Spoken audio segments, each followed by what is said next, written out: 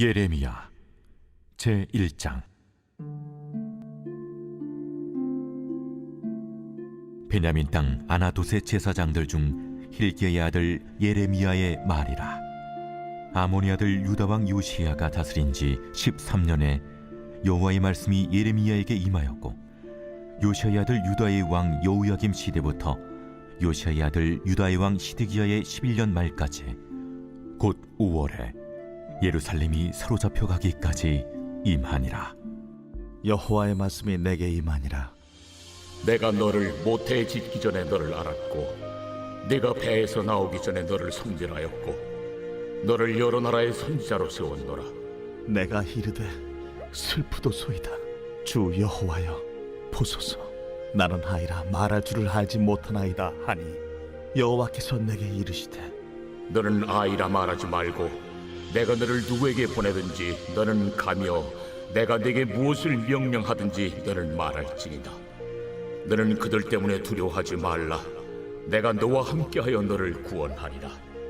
나 여호와의 말이니라 하시고 여호와께서 그의 손을 내밀어 내 입에 대시며, 여호와께서 내게 이르시되, 보라, 내가 내 말을 네 입에 두었노라.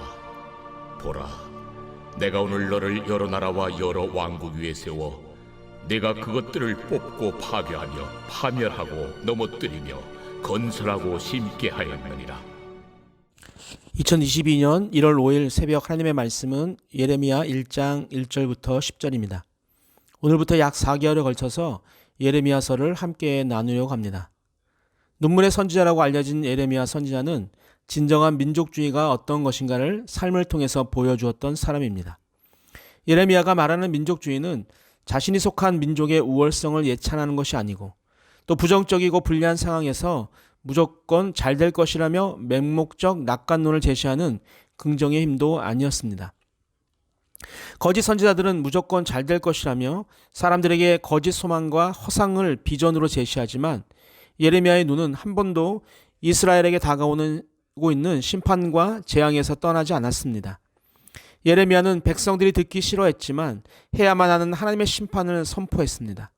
백성들에게 다가올 암울한 현실 속에서 한 사람이라도 선포된 진실을 깨닫고 회개하여 하나님께 돌아오기를 바라는 마음으로 하나님에게 받은 말씀을 그대로 전했습니다.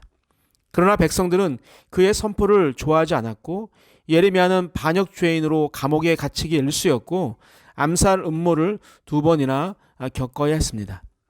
이것이 예레미야의 민족주의였습니다. 오늘 한국교회의 현실은 어떨까요? 밝은 미래를 꿈꾸며 나아가는 것은 좋지만 막연히 좋아질 것이라는 낙관론이 아닌 이 시대를 정확하게 판단하고 헤쳐나갈 수 있는 방법을 찾아야 합니다. 한국주일학교가 붕괴되고 있고 교회를 떠나는 젊은 세대가 늘어가고 있음에도 예전에도 그랬어, 때가 되면 다시 돌아올 거야 라는 낙관론은 정말로 주일학교가 붕괴되고 청년이 없는 교회를 더욱 빨리 접하게 할 뿐입니다. 산돌교회의 주일학교를 보면 가슴이 철렁해야 합니다. 온 성도가 한 마음으로 주일학교를 살리기 위해 의견을 내고 모아서 지금 노력하지 않으면 20년, 30년 후에 산돌교회는 정말로 암울 그 자체일 것입니다. 심판의 메시지를 전하는 것 때문에 문제아라고 판단받았던 예레미야를 보면서 오늘날 문제점을 파악하고 비판하는 자를 무조건 극단적 현실주의라고 비판해서는 안 됩니다. 그의 의견을 발전할 수 있는 방향으로 우리의 생각을 바꾸어야 합니다. 우리의 신앙생활은 사랑하는 연인의 그런 데이트 시절이 아닌 현실로 살아가는 부부이기 때문입니다. 오늘부터 함께 살펴보는 예레미야서를 통해서 우리의 현실을 정확하게 직시하고 미래를 준비하게 되는 복된 시간이 되기를 소망합니다. 예레미야 선지자는 유다 왕 요시야가 다스리던 시기에 하나님으로부터 말씀을 받게 됩니다. 하나님은 예레미야 선지자에게 모태에 짓기 전에 알았고 배에서 나오기 전에 너를 성별화했고 여러 나라의 선지자로 세웠다고 선포하십니다. 평범한 사람에서 이제는 하나님의 음성을 듣고 선포해야 하는 삶을 살아야 했습니다. 우리도 하나님이 우리에게 찾아오시는 순간 전혀 새로운 인생의 의미와 목적을 발견하게 됩니다. 과거에는 세속적인 관점에서 나만을 위해 마음 내키는 대로 살았지만 그리스도 예수 안에서 새롭게 창조된 우리는 이제 새로운 가치관으로 살아가야 합니다. 우리는 예레미야가 하나님의 특별한 계획과 섭리 속에 들어 있었던 것처럼 하나님이 우리 인생의 주인이심을 굳게 믿어야 합니다. 특히 예레미야에게 민족과 나라들에 대한 말씀 사역의 소명을 주신 것처럼 예수 안에서 부르심을 입은 우리 모두는 부르심의 이유가 있고 주신 소명이 있음을 깨달아야 합니다. 그 소명이란 내가 속한 가정과 교회 그리고 사회라는 공동체에 대하여 하나님이 주신 나름대로의 부담을 가지고 그곳에서 생활하게 하신 목적을 깨닫는 것입니다. 부정을 하지 않고 성실하게 사업하며 또 다른 사람을 섬기고 봉사하는 마음으로 맡은 일을 하는 것입니다. 가정에서는 단지 내 자녀라는 차원에서 자녀를 양육하는 것이 아니라 사회와 나라 그리고 민족을 위한 새 일꾼을 키운다는 생각으로 수고하는 것입니다. 그러나 예레미야는 하나님이 주신 소명의 타당성에 대해서 바로 반론을 제시합니다. 6절입니다. 내가 이르되 슬프도소이다. 주 여호와여 보소서. 나는 아이라 말할 줄을 알지 못하나이다 하니.